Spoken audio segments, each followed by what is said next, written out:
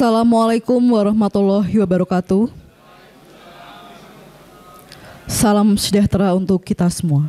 Yang terhormat, pimpinan dan anggota Komisi C DPRD Provinsi Jawa Tengah, yang kami hormati para narasumber, serta hadirin tamu undangan yang berbahagia.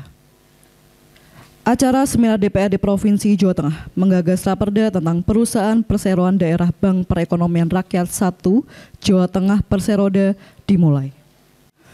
Bapak Ibu hadirin yang kami hormati, acara selanjutnya yaitu sambutan pimpinan DPRD Provinsi Jawa Tengah yang akan disampaikan oleh Ketua Komisi C DPRD Provinsi Jawa Tengah. Kepada yang terhormat Bapak Bambang Haryanto Barudin, dipersilahkan.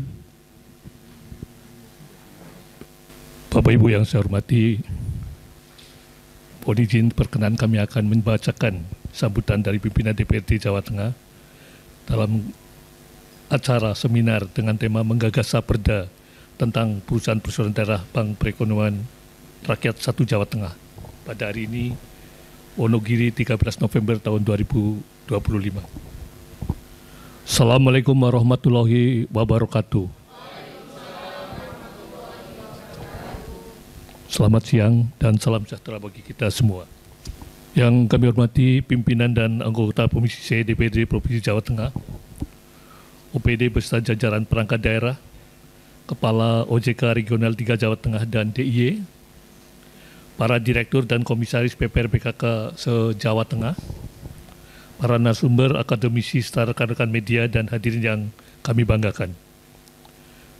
Puji syukur marilah kita panjatkan kehadirat Allah Subhanahu wa Ta'ala, Tuhan yang Maha Esa, karena atas rahmat dan karunia kita dapat berkumpul bersama dalam forum yang sangat penting ini, yaitu seminar menggagas raperda tentang perusahaan perseroan daerah Bank Perekonomian Rakyat 1 Jawa Tengah Perseroda. Kegiatan ini merupakan bagian dari ikhtiar kita bersama dalam memperkuat fondasi kelembagaan ekonomi daerah melalui langkah strategis penyatuan 33 PPR BKK menjadi satu entitas yang lebih besar, kuat dan efisien, yaitu PT BPR 1 Jawa Tengah Perseroda. Bapak Ibu dan hadirin yang saya hormati, sebagaimana kita pahami bersama, perubahan lingkungan ekonomi dan regulasi nasional menuntut daerah untuk terus beradaptasi. Terbitnya Undang-Undang Nomor 4 Tahun 2023 tentang pengembangan dan penguatan sektor keuangan P2SK serta POJK Nomor 7 Tahun 2024 tentang Bank Perekonomian Rakyat dan Bank Perekonomian Rakyat Syariah mewajibkan adanya konsolidasi PPR dengan pemegang saham pengendali yang sama dalam waktu 3 tahun. Selain itu, PJOK nomor 12 tahun 2021 tentang Single Present Policy juga menegaskan bahwa satu pemegang saham pengendali hanya dapat memiliki satu bank yang sejenis. Oleh sebab itu, konsolidasi 33 BPR BKK milik pemerintah Provinsi Jawa Tengah dan pemerintah kabupaten kota di Jawa Tengah bukan hanya keharusan administratif maupun target PAD semata, tetapi juga strategi transformasi kelembagaan untuk memperluas daya saing, memperluas akses pembiayaan mikro dan UMKM, serta memastikan keberlanjutan layanan keuangan rakyat di daerah. Akhirnya, dengan mengucapkan Bismillahirrahmanirrahim, seminar dengan tema menggagas raperda perusahaan perseroan daerah perekonomian Jawa Tengah 1 Jawa Tengah, kami nyatakan dengan ini dibuka dengan resmi. Terima kasih. Wassalamualaikum warahmatullahi wabarakatuh. Dewan Perwakilan Rakyat Daerah Provinsi Jawa Tengah, Ketua Haji Sumanto, Sarjana Hukum. Bapak Ibu hadirin yang kami hormati, sebelum dialog seminar dimulai, kami mohon kepada yang terhormat Sekretaris Komisi C DPRD Provinsi Jawa Tengah, Bapak Dr. Andes Anton Lamiswadi MSI, Bapak Eko Haryanto mewakili Kepala OJK Provinsi Jawa Tengah, Bapak Agus Prasutyo SHMSI, Kepala Biro Perekonomian Seda Provinsi Jawa Tengah, Bapak Juadi SEMSC, Akademisi UNS Kota Surakarta, beserta Direktur Utama PT BPR BKK Wonogiri, Ibu Sarti SEMM, sebagai moderator dalam seminar pada siang hari ini. Kami persilahkan untuk dapat menempatkan diri di tempat yang telah disediakan. Dipersilahkan. Terima kasih. Assalamualaikum warahmatullahi wabarakatuh. Selamat siang dan salam sejahtera untuk kita semua. Dan pada kesempatan yang baik ini telah hadir narasumber kita, ya. Ada dari Komisi C Bapak Anton, Sekretaris, kemudian dari OJK Pak Eco, kemudian dari Biro Perekonomian Pak Agus. Mohon maaf Pak Johadi tadi belum saya sebut. Pak Sugeng Rawo Bapak. Okay. Kemudian untuk waktu yang pertama, sumber pertama dari Komisi C, Pak Anton, kami haturkan Bapak. Assalamualaikum warahmatullahi wabarakatuh. Ibu Bapak dan saudara sekalian, pembahasan terkait tentang Raperda, khususnya BPR ini sudah cukup lama, sudah cukup efektif di dalam pembahasan, baik melalui beberapa narasumber yang dihadirkan, baik kita kunjungan lapangan, dan juga koordinasi dengan Biro Perekonomian yang sebenarnya semuanya secara konseptual dan aturan sudah selesai. Sekarang ini sudah ke Kemenkum, sudah juga mau selesai, yang sebentar lagi akan ke Menteri Dalam Negeri. Sehingga dalam waktu yang tidak terlalu lama, perda ini akan segera diputuskan melalui rapat paripurna. Saya secara pribadi sebagai narasumber khusus sudah bicara 4 kali ini. Yang saya tugaskan Pak Bambang, ya, selain juga yang lain.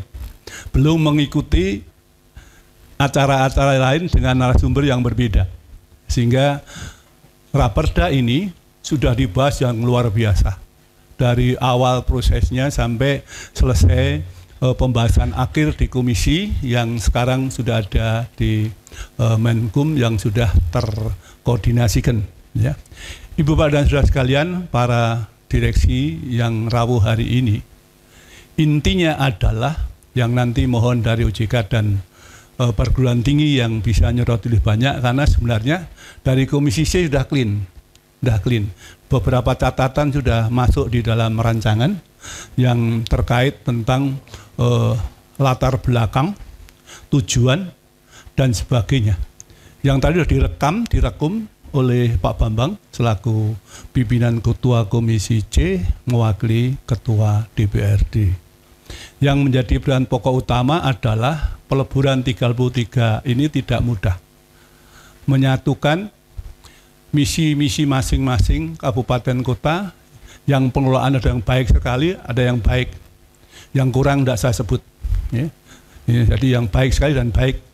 Sehingga dengan legowonya masing-masing bersepakat untuk menyatu, yaitu menjadi BPR provinsi yang namanya satu. 33 jadi satu. Makna satu ini mengandung makna juara. Tidak ada juara yang tidak kita inginkan, yaitu juara satu. Ya. Jadi satu ini punya makna sebenarnya. Awalnya itu kita bicara dulu akan ada BPR yang kita satukan syariah. Maka ini sebenarnya kan syariah. Ya, dan sebagainya. Ya. Tapi karena perkembangan dan konsultasi dengan OJK dan sebagainya, maka sepakat menjadi bank konvensional kembali dengan peleburan dan sistem manajemen yang baru. Ya. Jadi Bapak Ibu sekalian, saya kira dasar hukum dan sudah selesai. Saya hanya mengingatkan kembali bahwa konsolidasi organisasi ini mengandung konsekuensi logis, yaitu penataan struktur, penataan personil, dan penataan strategi-strategi yang lain untuk meningkatkan apa yang diharapkan pada awalnya. Ngaten, Bapak Ibu sekalian, kurang dan lebihnya mohon maaf. Kita akhiri. Wassalamualaikum warahmatullahi wabarakatuh. Terima kasih Pak Anton. Boleh aplaus sekali lagi untuk Pak Anton. Jadi luar biasa ya Pak. Jadi untuk BPR nanti akan menjadi nama BPR 1 yang artinya juara ya. Baik, untuk kesempatan kedua untuk narasumber berikutnya kami berikan kesempatan kepada Pak Eco. Monggo Bapak, waktu sepenuhnya kami aturkan. Bismillahirrahmanirrahim. Assalamualaikum warahmatullahi wabarakatuh. Selamat siang, salam bahagia untuk kita semua. Baik, mungkin kami akan menyampaikan presentasi yang seharusnya disampaikan oleh Pak Hidayat, namun beliau ada kegiatan sehingga diwakilkan kepada saya karena katanya Wonogiri di bawah pengawasan kantor OJK Solo. Ya enggak apa-apa, saya jadikan bisa main ke Wonogiri lagi Pak. Karena beberapa minggu yang lalu kami melakukan bulan inklusi keuangan tahun 2025 di Wonogiri. Kalau nggak salah Pak Agus hadir ya, Pak Agus hadir. Kita ketemu lagi Pak Agus. Jadi pada kesempatan ini izin Bapak Ibu semuanya kami akan menyampaikan hal-hal yang berkaitan proses merger sesuai dengan regulasi atau aturan yang kami terbitkan untuk proses konsolidasi BPR BKK yang merefer kepada ketentuan POJK nomor 7 tahun 2024 sebagaimana tadi Bu Sarti sampaikan. Bapak Ibu semuanya, sekilas saya menyampaikan kinerja BPR BKK posisi September 2025. Jadi total BPR BKK 33 ya, 30 BPR BKK. Kalau posisi September ini kalau kita gabung Mbak, wah luar biasa. Total asetnya itu mencapai 13,1 triliun. Luar biasa. Tepuk tangan untuk kita semua. Dan menjadi BPR nomor 1 dengan aset terbesar secara nasional. Waduh, luar biasa Pak. Nasional Pak. Sudah nomor 1 secara nasional. Langsung Pak. Satu. Tadi benar, satu dan juara tuh Pak. Dan jaringan kantornya sebanyak 418 kantor. Terdiri dari 33 kantor pusat, 320 kantor cabang, dan 65 kantor kas. Nah, di sini kepemilikan aset kantor, tanah dan gedung memang belum sepenuhnya milik aset bank ya. Jadi di sini terdapat aset gedung kantor yang masih dimiliki pemerintah provinsi, Pemkot, pemerintah desa maupun dinas terkait. Nah, nanti terkait status aset mungkin jadi PR ya Pak Anton titip kalau sudah nanti sudah menjadi BPR BKK 1 juara, bagaimana dengan aset-aset kantor? Ya, karena kan sebetulnya BPR dulu kantor pusat, tapi kan menjadi kantor cabang. Nah, ini mungkin bisa dipikirkan untuk aset gedung untuk operasional. Lalu dari sisi komposisi kepemilikan, nah ini mungkin menjadi concern juga Bapak Ibu semuanya, karena saat ini ya kita bicara saat ini dulu Bapak, kan sesuai dengan peraturan Gubernur Jawa Tengah, pemerintah provinsi kepemilikannya kan 51, sementara untuk kabupaten kota itu 49 ya Pak.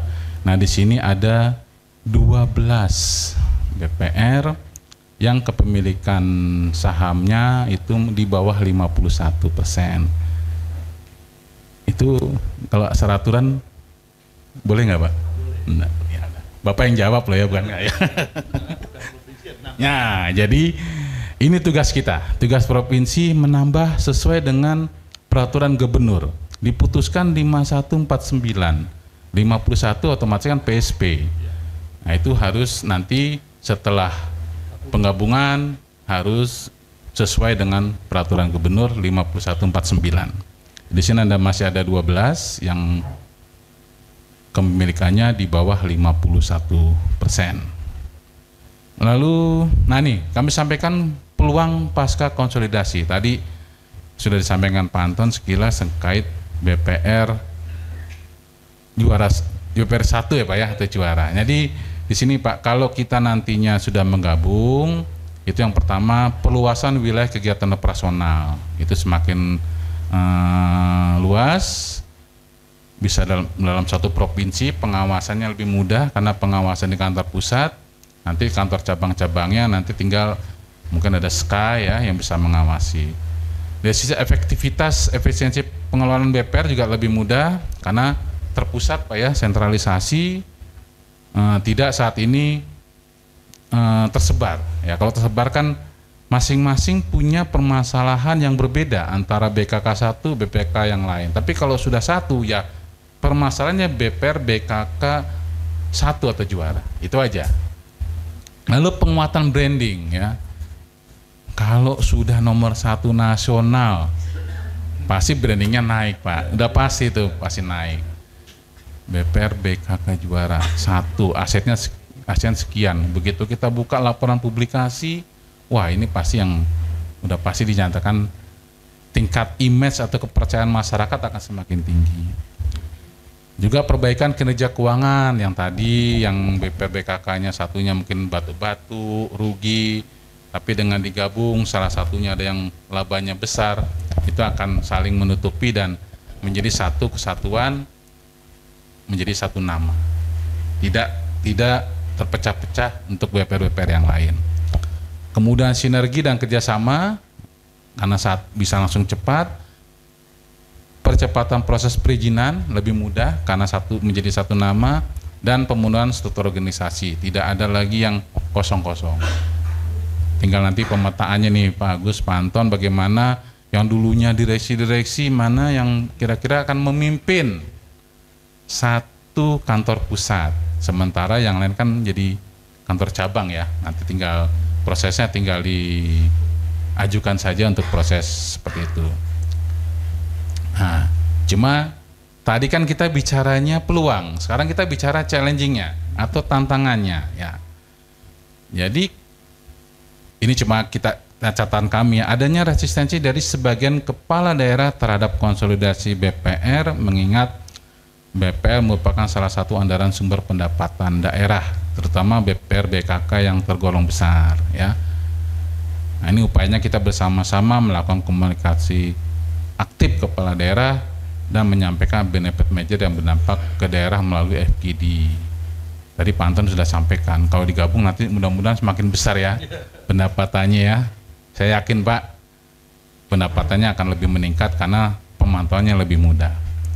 Lalu tingkat kesehatan bervariasi sehingga dibutuhkan berbagai skenario agar BPR hasil konsolidasi tergolong sehat. Nah, kalau sekarang kan dari 33 BPR mungkin peringkat kompositnya ada yang 1, 2, 3. Tapi nanti setelah digabungkan otomatis hanya satu penilaian tingkat kesehatan, sehingga dampak simulasi konsolidasi menunjukkan kinerja yang lebih stabil. Lalu permasalahan ketenagakerjaan dari dampak proses konsolidasi yang tadi disampaikan nanti menjadi agak dipetakan terkait kepengurusan dan baik direksi maupun komisaris. Lalu terkait tata cara pelaksanaan konsolidasi mungkin kita skip aja karena sudah proses sampai di akhir. Terus untuk struktur organisasi pasti lebih luas, lebih lebar ya. Dari sisi jumlah komposisi kepengurusan Pak harus pasti akan lebih banyak lagi, baik jumlah direksi maupun jumlah komisaris. Dan didukung dengan satuan audit internalnya, SKY-nya, supaya lebih memudahkan kontrol khususnya BPR BKK yang saat ini menjadi kantor cabang. Kalau dulu kami mengawasinya satu kantor pusat, berikut kantor cabang kita lakukan pemeriksaan. Nah sekarang 33 BPR utamanya kita akan lakukan pemeriksaan kantor pusatnya. Nah kantor cabangnya kan belum tentu kita nantinya harus 33-nya karena keterbatasan waktu, jadi nanti diharapkan peran dari Dewan Pengawas atau Dewan Komisaris, juga Satuan Kerja Audit Internal bisa melakukan pengawasan yang efektif. Karena kami akan lakukan sampling nanti ke depannya Pak, kalau memang sudah ada jalan dan 32 BPR-nya yang dulu kantor pusat di kantor cabang, pasti kami akan melakukan sampling, tidak langsung ke 33 BPR-nya. Mungkin demikian Bapak Ibu semuanya yang dapat kami sampaikan. Terima kasih. Wassalamualaikum warahmatullahi wabarakatuh.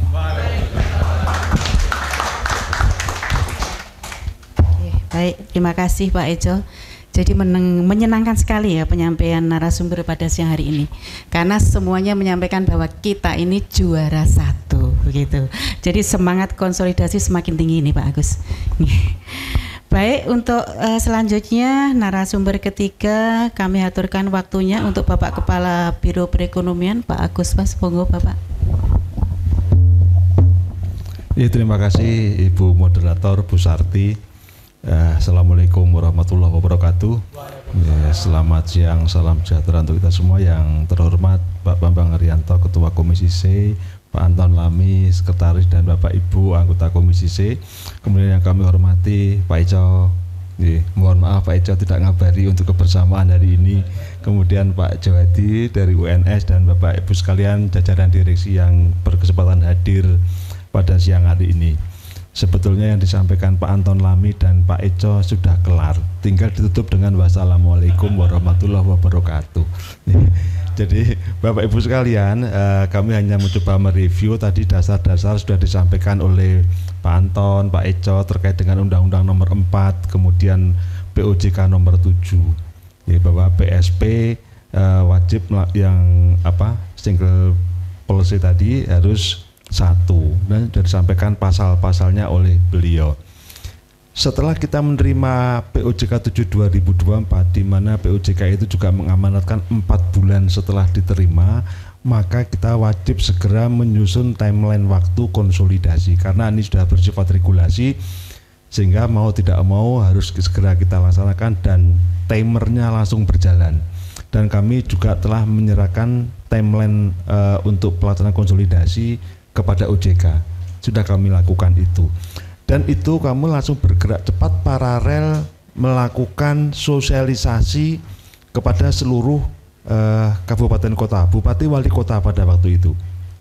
Saya ingin sedikit bercerita Bapak sekalian, sebelum POJK 7 keluar, desas-desus harus berkonsolidasi ataupun perintah dari OJK untuk segera melakukan konsolidasi sudah ada hembusan, tapi kami di lantai 7 ya hanya ya Pak siap, tapi tidak kami laksanakan Pak. Ya, karena memang betul banyak penolakan dari bupati wali kota yang ada, yang terang-terangan pada waktu itu mengatakan, kabupaten mengatakan oh tidak bisa, tidak begitu. Tapi begitu muncul POJK, ini sudah regulasi yang harus muncul, ya mau tidak mau akhirnya iya. Dan kami terus berusaha sosialisasi pada waktu itu. Dan akhirnya Bapak Ibu sekalian, pada Desember 17 Desember 2024 terlaksanalah RUPS, seluruh pemegang saham sepakat untuk melakukan konsolidasi 33 BPR PKK tersebut. 17 Desember 2024, langsung cepat Bapak Ibu sekalian. Dan kami di lantai 7 langsung segera membentuk pokja-pokja untuk mengantisipasi terkait dengan kesiapan konsolidasi yang ada. Ada pokja akuntansi dan IT, pokja manajemen risiko dan kepatuhan, pokja sumber daya manusia dan SOTK, pokja aktiva produktif, pokja administrasi dan infrastruktur, serta pokja pelimpahan hak dan kewajiban. Semua kebutuhan konsolidasi yang ada di 33 BPR PKK coba kita ramu, harapannya bahwa konsolidasi ke depan kita tidak menghadapi kendala yang serius.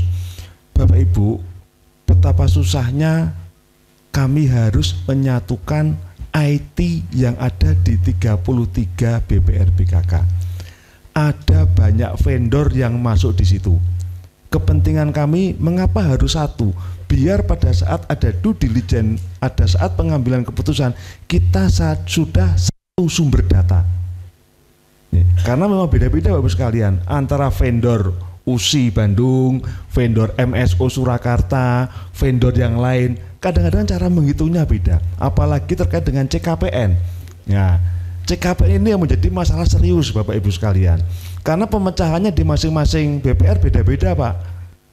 ada yang menggunakan satu nasabah dengan angka maksimal 100 juta, padahal kalau kita bicara produktif mungkin di atas 1 miliar, sehingga cara model ngitungnya akan beda-beda. Lah ini perlu ada kesepakatan seluruh BPR BKK sehingga ke depan itu cara penghitungannya sama, sehingga memudahkan pemegang saham.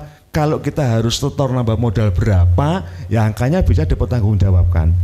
Tadi sudah disampaikan oleh pembicara sebelumnya Pak Anton Lami maupun Pak Eco, bahwa ini dibutuhkan langkah-langkah cepat, langkah-langkah strategis untuk dapat mencapai itu semua. Tadi Pak Eco menyampaikan kalau itu terjadi konsolidasi, PR tertinggi adalah NPL di 22. Ya, tapi kalau Bapak Ibu Direksi memahami semua dan mungkin juga OJK mempermaklum ya Pak ya. Nah, karena memang sisi CKPN ini menjadi masalah yang luar biasa Pak terhadap pengaruh di NPL kita. Saya yakin Pak Eco ini sangat memahami betul itu. Tapi kalau tadi disampaikan kalau nanti konsolidasi Pak, itu sangat akan jadi efisiensi yang luar biasa. Selalu kami sampaikan, begitu 33 ini menggabung, ada efisiensi di kos, utamanya honor direksi dan honor komisaris Pak. Nah gitu. Ini efisiensinya luar biasa Bapak Ibu sekalian. Karena posisi sekarang ini Bapak Ibu sekalian, itu ada kurang lebih 60 orang direksi ya, yang harus tanda kutip quote and quote nanti tidak menjabat sebagai direksi. Dan juga dengan hampir jumlah yang sama dengan komisaris Bapak Ibu sekalian, sehingga ini sangat luar biasa, sangat membantu. Dan betul tadi Pak Anton Lami juga menyampaikan harapannya tidak ada yang tertinggal kecuali itu sudah dihadapkan pada usia. Kita sudah susun mulai di pokja-pokja SDM, sudah kita siapkan bagi teman-teman direksi itu nanti yang usianya belum sampai 60 tetap masih melakukan pengabdiannya di BPR BKK sampai dengan usia 60. Ya. Tentunya bahwa kebijakan ini tidak bisa memuaskan semua orang, karena dari 60 orang direksi yang ada saat ini, kalau diseleksi secara internal hanya butuh 5, butuh 5. Komisaris juga maksimal 5. Nah itu jadi nanti akan ada adu kompetensi di situ terhadap direksi yang ada. Berarti mohon maaf sisanya nanti yang tidak terpilih di 5 itu pasti masih ada di BPR BKK, entah itu nanti menjadi pejabat eksekutif setingkat kadif, setingkat pinca, gitu ya, dengan catatan yang masih ingin bergabung di BPR BKK, kan begitu. Karena juga di luar sana dengan proses penggabungan yang swasta itu juga dibutuhkan ya Pak Eco untuk direksi dan komisaris.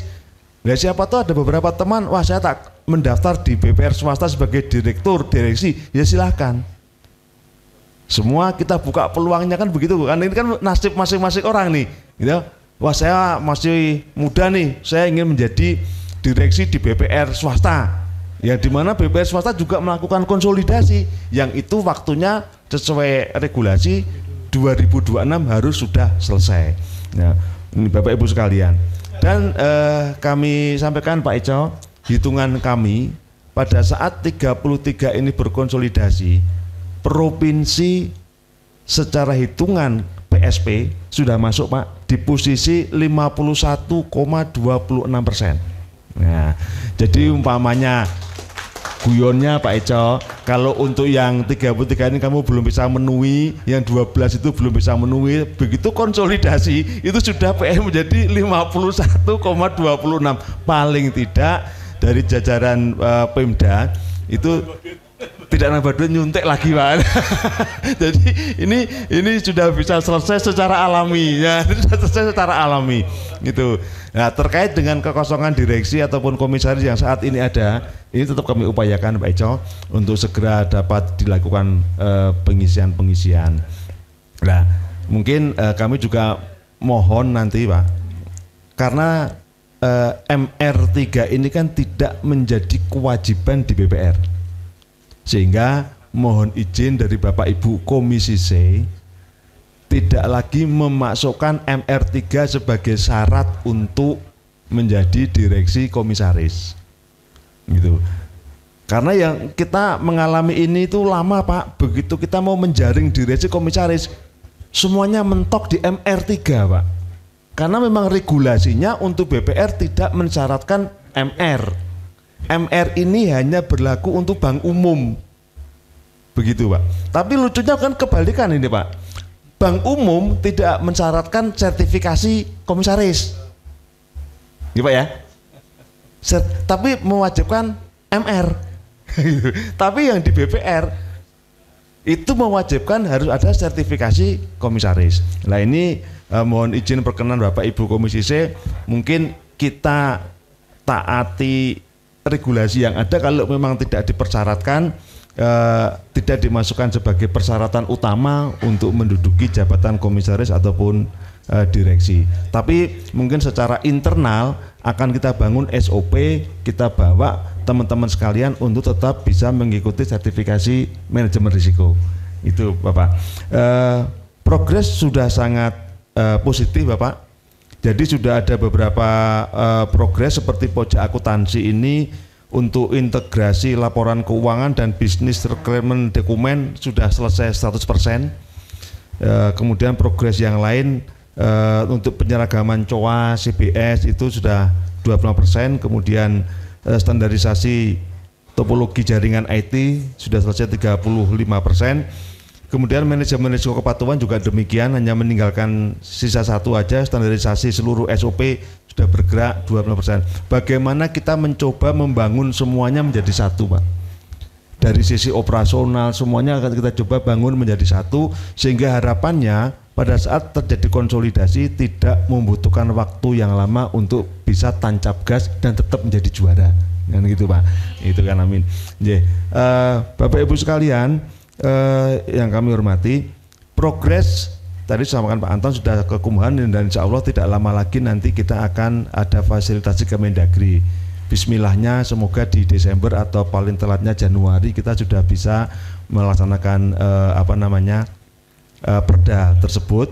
Nah, kami juga dalam persiapan untuk melakukan audit due diligence Pak Ijo. Semuanya nanti jadi perhitungannya sama, cuma memang kendalanya itu kendala apa tidak itu Pak Ijo. Di akhir tahun kami harus menyiapkan laporan tahunan. Nah, jangan sampai laporan tahunan ini akan bertabrakan dengan audit due diligence. Nah, kami juga mohon masukan apakah kita selesaikan dulu audit tahunan, baru kita masuk ke due diligence. Jangan sampai angkanya beda Pak, bergerak semua. Nah ini juga mungkin perlu dicermati bareng. Setelah itu memang baru kemudian kita melakukan proses-proses pengisian kepengurusan.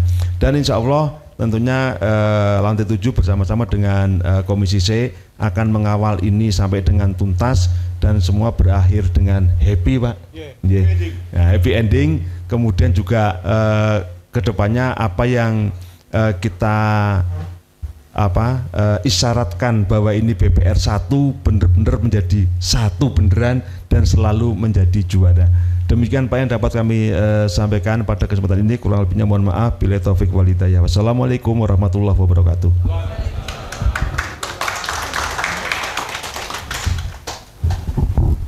Baik, terima kasih Pak Agus, dan saya kira tidak perlu saya ulas lagi, sudah sangat jelas apa yang sudah disampaikan Pak Agus. Menginjak narasumber keempat kepada akademisi dari UNS Surakarta yang terhormat Pak Johadi SE MSc, monggo Bapak, waktu kami aturkan. Bismillahirrahmanirrahim. Assalamualaikum warahmatullahi wabarakatuh. Selamat sore, salam sejahtera untuk kita semua. Bapak Ibu, kalau mencermati tadi yang disampaikan Pak Agus, kemudian Pak Eko dan Pak Agung, Pak Anton, itu saya kira sudah komplit ya. Jadi saya ingin sedikit menekankan terkait dengan momentumnya saja gitu. Karena kalau saya lihat sisi kesiapan teknis yang sekarang sedang dilakukan teman-teman di Biro Perekonomian, itu arahnya sudah sangat jelas. Oleh karena itu, saya ingin coba sedikit tambahkan informasi dengan kondisi yang menjadi syarat kenapa perlu konsolidasi, atau kemudian kenapa pemerintah daerah itu mendirikan BUMD begitu ya. Yang pertama Bapak Ibu, kalau dari sisi konseptual yang kami pahami di kampus itu, kalau kita ingin transformasi ke dalam satu lembaga keuangan yang kuat, itu paling tidak memperhatikan 4 hal. Yang pertama, bagaimana kondisi makro kita. Selama ini kan kita selalu yang disampaikan Pak Menteri Keuangan itu adalah kondisinya selalu ada namanya ketidakpastian global ya. VUCA itu selalu muncul. Sepertinya seperti itu. Nah, apakah kemudian kondisi makro kita itu support untuk seperti itu, untuk mengabsorpsi kita? Dan apakah kemudian sektor keuangan kita di Jawa Tengah, terutama di Bank BPR maupun BPRS, itu memang support untuk bisa mengabsorpsi resiko yang muncul di sana. Kemudian yang kedua, Bapak Ibu, bagaimana kemudian kondisi ruang fiskal kita? Saya pernah matur pada forum yang sama, tapi kesempatan yang berbeda. Kalau Bapak Ibu cermati ruang fiskal di seluruh daerah, kabupaten, provinsi, kabupaten, kota, itu kira-kira sekarang itu nggak lebih dari 9-11%. Itu ruang fiskal. Sehingga ketika konsolidasi itu kemudian muncul, Bapak Ibu, memantik naiknya ruang fiskal. Berarti kan ketika kita nanti konsolidasi, dipastikan pendapatan yang diterima oleh pemerintah Provinsi Jawa Tengah dengan PSP sebesar 51% tadi, itu memastikan bahwa pendapatannya makin bagus. Berarti tantangannya kan, saya kira tadi yang sampaikan Pak Eko itu adalah bagaimana kita mengefisienkan struktur belanja kita. Bobo kita itu bagaimana bisa terintegratif pada angka yang memenuhi standar ya. Kalau di kampus saya memberikan interval 0,6 sampai dengan 0,8 misalnya gitu. 80% begitu. Maksimal. Nah, kalau syukur-syukur kalau bisa sampai ke 0,6 itu lebih bagus begitu. Kemudian yang berikutnya adalah keterkaitan dengan sektor real. Jadi ini yang saya kira kita lihat apakah kemudian sektor keuangan kita itu secara nyata berdampak langsung terhadap pengembangan sektor real. Jadi Pak, mohon izin Pak Eko, kalau di kampus ada namanya istilah non netralitas uang. Mungkin Pak Eko itu sudah familiar, itu sangat. Nah, itu artinya apa? Ketika injeksi duit masuk ke sistem keuangan, maka sektor real itu harus gerak. Jadi kalau UMKM nanti nggak naik kelas, itu sebenarnya adalah bottlenecknya di mana kan gitu. Jadi kalau 95% UMKM di Jawa Tengah itu existing ada, dan itu masih kondisinya mikro, dan BPR itu dibentuk untuk akselerator mikro bertransformasi menjadi kecil, dan kecil nanti ke depan bertransformasi menjadi menengah.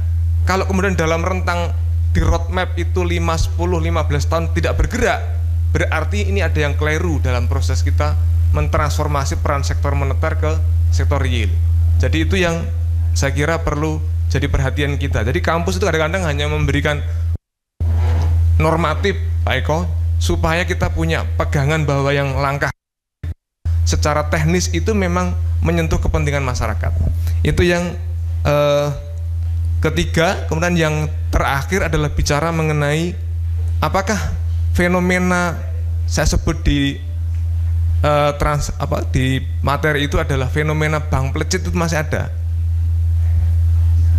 Kalau Bapak Ibu nanti ada BPR, prosentase bank pelacit itu masih cukup tinggi, pinjol itu masih cukup tinggi, pinjol ilegal masih muncul, predatory loan masih muncul, maka kemudian ada evaluasi buat kita.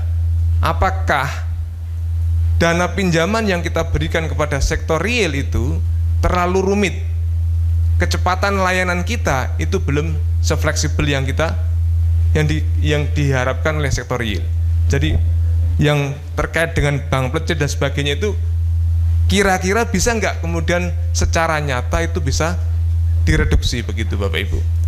Itu yang terkait dengan aspirasi gitu ya.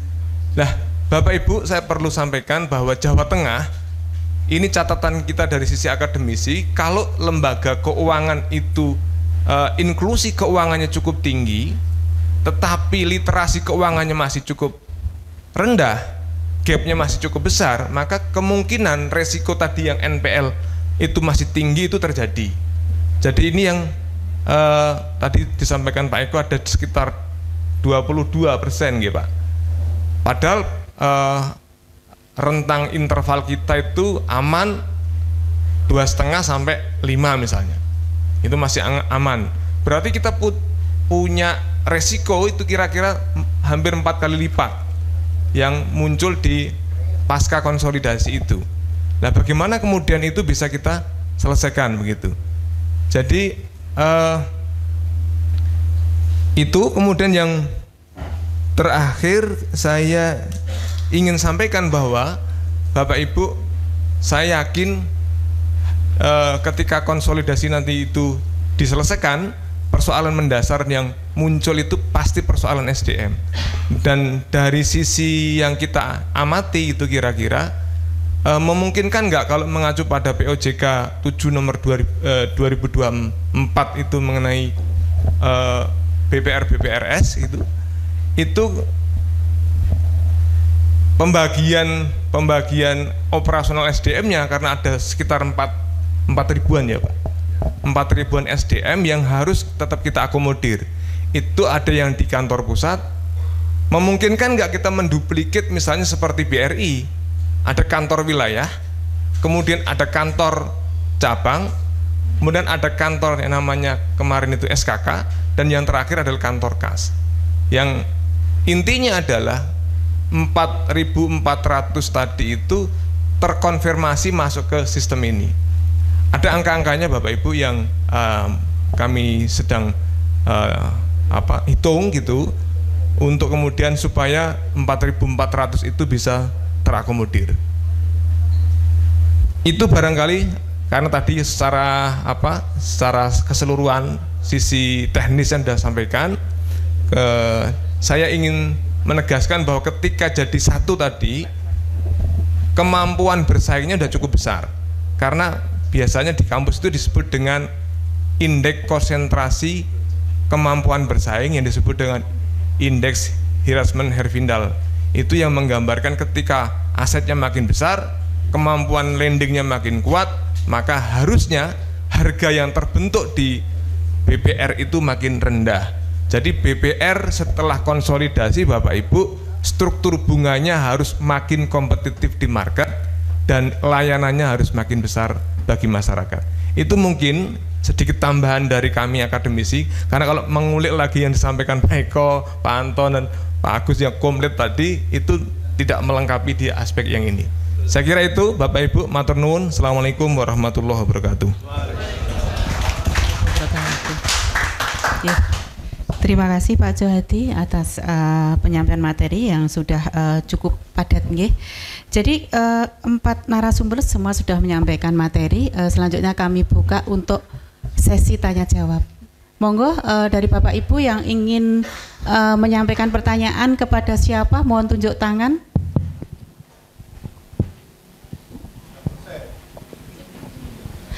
Sudah pas? Sudah pas Pak. Ini Pak Asror, monggo Bapak.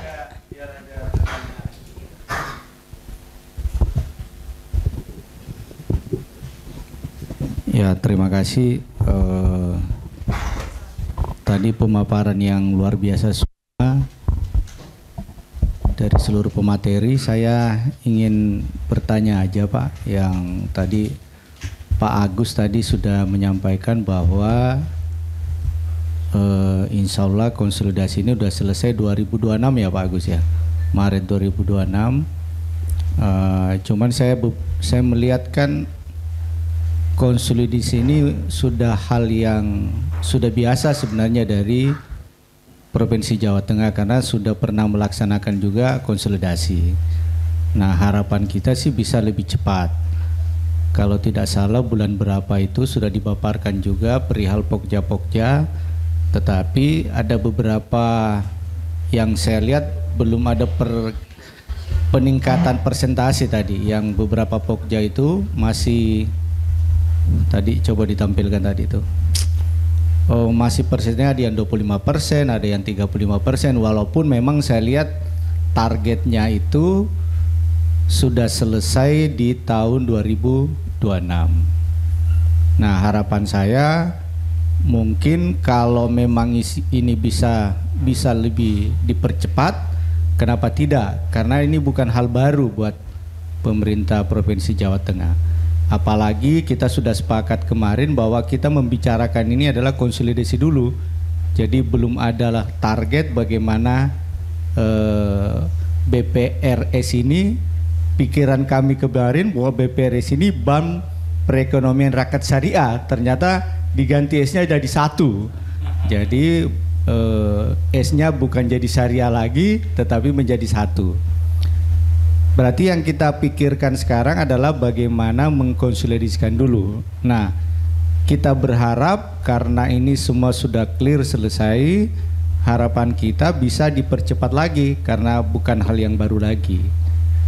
Kemudian yang kedua tadi Pak Agus juga menyampaikan perihal persyaratan direksi yang apa tadi, sertifikasi M3. Ternyata itu ada di peraturan daerah juga ya Pak ya? Pergub ya, yang lama. Sudah ada pergub yang baru lagi? Oh, perda dulu ya, berarti memang harus kita ubah berarti. Kalau memang itu perlu kita melakukan perubahan. Mungkin di seluruh direksi belum ada kayaknya ya, sertifikasi K3 itu. Sudah ada ya? Oh iya, ya, siap. Jadi mungkin itu perlu kita rubah. Kemudian mungkin saya bertanya ke pihak OJK, kalau menurut pandangan Bapak, kalau ini sudah dikonsolidasi, apakah kedepannya ini lebih bagus memang kita mempertahankan sebagai bank konvensional atau perlu memang kita lakukan perubahan lagi menjadi syariah? Karena teman-teman BPRS kayaknya lebih senang kalau syariah, Pak. Benar ya? Ya, itu yang mungkin saya tanyakan kepada teman-teman pematerian dari UNS juga, secara kalkulasi bisnis, secara performance nanti ke depannya itu seperti apa. Mungkin itu saja dari saya. Baik, terima kasih.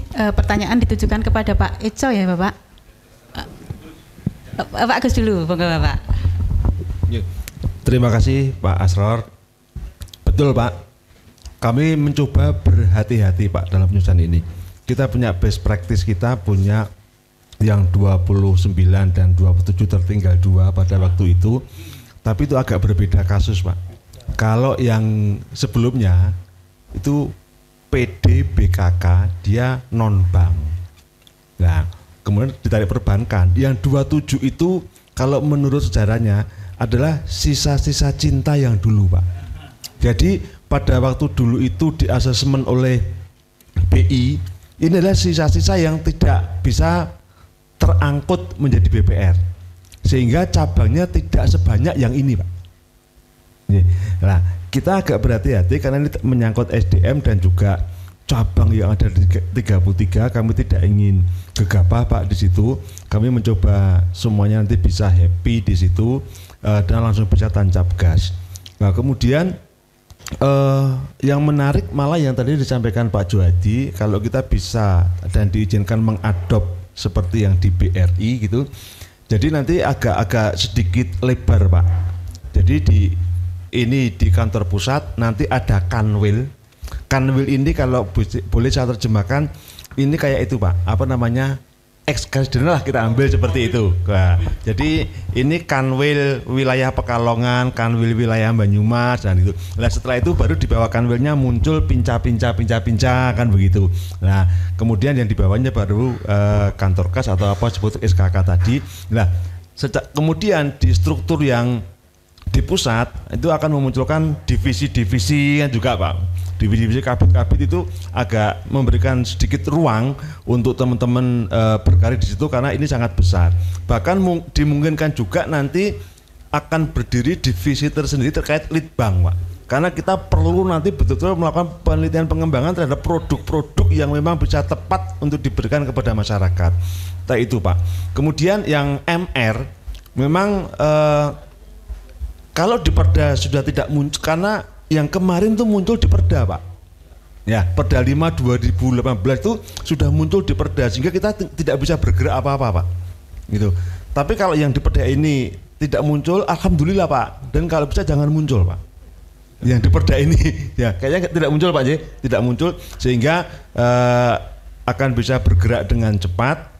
Tapi kami juga mungkin secara kebijakan internal kami akan berikan pelatihan-pelatihan kepada teman-teman setingkat nanti kadif ke atas, tetap kalau bisa memiliki manajemen risiko. Itu menjadi agenda kita, Pak, tapi tidak menjadi prasyarat yang muncul di dalam Perda sehingga tidak terlalu mengikat kita semuanya. Hanya untuk kemudian meningkatkan kompetensinya nanti jajaran BOD-1 sampai dengan diresi itu wajib memiliki manajemen risiko diatur secara internal. Demikian Pak Asror. Ya, terima kasih. Mungkin saya sedikit mengehu lagi yang disampaikan Pak Agus. Jadi Perda nomor 5 2018 ya.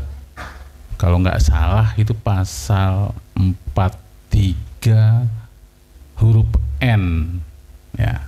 Mudah-mudahan saya nggak keliru ya Pak ya. Itu yang bunyi Pak ya, harus dapat sertifikasi MR3. Nah ini PR juga ini ya. Kalau sama perdanya belum berubah jadi wajib. Nah sudah nanti. Nah ini jadi nah jadi selain tadi ya Pak sependapat, selain yang pasal 43 huruf N, coba dilihat lagi kira-kira ada nggak yang jadi trigger, jadi batasan lagi, menjadi kendala buat apa? Buat proses nanti major BKK ini. Jadi tadi apakah usia, sampaikan tadi yang MR3 di take out ya, dikeluarkan itu monggo aja. Yang penting nanti coba di mungkin bagian yang legalnya dipastikan lagi tidak ada yang menjadi bumerang ataupun jadi backfire buat kita ke depan. Wah ini kendala lagi ya. Nanti kita serahkan sama Pak Agus lah. Nanti kita diskusi ya Pak Agus ya. Lalu yang tadi yang menarik pertanyaannya Bapak ya. Mana konvensional atau syariahnya Pak ya? Kalau BPR sekarang sudah ada yang konvensional yang dari 9 tapi diambil 27 ya Pak, BPR X BKK ya, zaman Bank Indonesia. Setuju Pak, karena saya waktu itu masih di Bank Indonesia, jadi belum di OJK. Saya dibantu Mbak Tias waktu itu ngurus BPR X BKK ya. Jadi, nah sekarang kalau sekarang fokusnya adalah karena semuanya konvensional, melebur jadi konvensional dulu. Ya. Kalau nantinya ingin menjadi berubah ya, transformasi menjadi syariah, buat kajian dulu, analisis pasar Pak kepada nasabahnya. Apakah berkenan menjadi khususnya pihak ketiga ya, penabung deposan mau ndak, yang dulu menempatkan konvensional menjadi syariah. Nah, buat kajian pasar lah ya, para nasabah-nasabahnya. Terus perubahan struktur dari kredit menjadi pembiayaan. Nanti kan ada murabah, mudarabah. Ini harus juga dilihat juga proses konversi atau transformasi dari konvensional menjadi syariah. Nah itu rasanya butuh waktu ya, tergantung kita bagaimana kita percepatan kita untuk berdialog dengan nasabah-nasabahnya. Mungkin itu dulu ya Pak ya. Lalu tadi menarik yang sampaikan Pak Agus, saya juga lupa mengenai TI. Ini nggak concern Pak ya, karena dari 33 pastikan teknologi core bankingnya beda-beda. Jangan sampai nanti waktu yang BKK kemarin Pak memang fokusnya kalau nggak salah seingat saya PTUC waktu itu. Cuma bedanya adalah versi, ada BPRS BKK versi 1, versi 2, akhirnya tidak bisa, susah untuk konsolidasi. Jadi tadi karena berbeda ya, pakai pentasis kalau nggak saya ini ya. Nanti harus satu Pak, pada saat konsolidasi atau end of day-nya itu sudah tidak ada selisih. Pada terusnya lapornya sudah bisa menjadi satu konsolidasi, karena otomatis dari 33 satu kantor pusat, 32-nya kantor cabang. Masing-masing membuat laporan harian sendiri, itu harus bisa konsolidasi, harus one day settlement.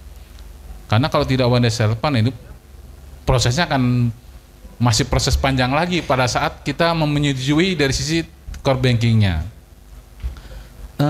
Terus ada apa lagi tadi ya yang saya catat, catatan terkait juga ya ini benar juga ya tadi, tapi yang Pak Agus yang bicara ya terkait efisiensi direksi. Kalau 33 2 direksi aja, 2 kali 33 66, komisaris 2 kali 33 66. Kalau besok otomatis 66 direksi, kalau kantor pusatnya ambil 33 hanya terdilusi hampir 60 orang toh, yang karena yang dari yang 66 jadi direksi, satunya di komisaris, yang lainnya kan bisa menjadi mungkin kantor cabang ya. Terus juga Pak Agus sampaikan masih banyak BPR bank swasta yang butuh pengurus ya Pak Soni ya, masih banyak ya. Nah ini Pak Soni masih banyak. Kata kita di sini total di wilayah kami aja Pak ya, itu ada 69 ya atau 70 kan, 69 BPR, dan termasuk BPRS-nya 8 ya Mas ya, 8. Masih ada beberapa yang masih kosong, masih banyak kesempatan. Karena ada pepatah, kita tidak tahu rezeki kita ada di mana, tapi rezeki tahu kita lagi ada di mana. Terima kasih.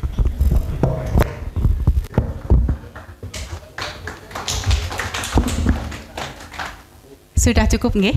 Nggih, kalau sudah cukup mungkin kami sampaikan untuk closing statement. Monggo Pak Anton. Pak Agus saja, monggo Bapak. Ya, terima kasih atas waktunya. Kita semua berdoa semoga konsolidasi berjalan dengan baik, dan apa yang menjadi cita-cita kita semua sesuai dengan nama yang diberikan adalah BPR 1, kita betul-betul menjadi satu, juara satu, dan kita semakin kuat. Dan atas konsolidasi ini tentunya akan membawa berkah tersendiri buat pemerintah Provinsi Jawa Tengah, juga termasuk untuk dividen yang akan diberikan kepada pemerintah Provinsi Jawa Tengah. Dan kami selalu mohon dukungan dari Komisi C untuk mengawal agar kasus permasalahan ini ataupun rencana konsolidasi dapat berjalan dengan baik. Terima kasih. Terima kasih Bapak Ibu semuanya. Ya, kami dari otoritas berharap proses konsolidasi bisa berjalan lebih cepat ya, meskipun masih ada target waktu sampai tahun 2027. Tadi Pak Anton sudah menyampaikan ada pada progres ya, semoga ini bisa terlaksana ya. Tagline saya, together we grow, bersama kita tumbuh. Oke, gitu ya. Oke, terima kasih. Seluruh rangkaian acara pada siang hari ini telah selesai. Kami aturkan terima kasih kepada seluruh moderator, Pak Anton, Pak Eco, Pak Agus, dan juga Pak Johadi. Semoga apa yang kita diskusikan pada siang hingga sore hari ini membawa berkah buat perusahaan kita, khususnya PT BPR BKK 1 se-Jawa Tengah. Kita beri aplaus sekali lagi untuk narasumber kita. Terima kasih, karena waktu sudah selesai, kami aturkan kembali kepada pembawa acara. Assalamualaikum warahmatullahi wabarakatuh. Bapak Ibu hadirin yang kami hormati, dengan demikian rangkaian acara seminar DPRD Provinsi Jawa Tengah menggagas Raperda tentang Raperda Perusahaan Perseroan Daerah Perekonomian Rakyat 1 Jawa Tengah Perseroda pada siang hari ini telah selesai. Terima kasih atas perhatiannya. Selamat siang. Wassalamualaikum warahmatullahi wabarakatuh.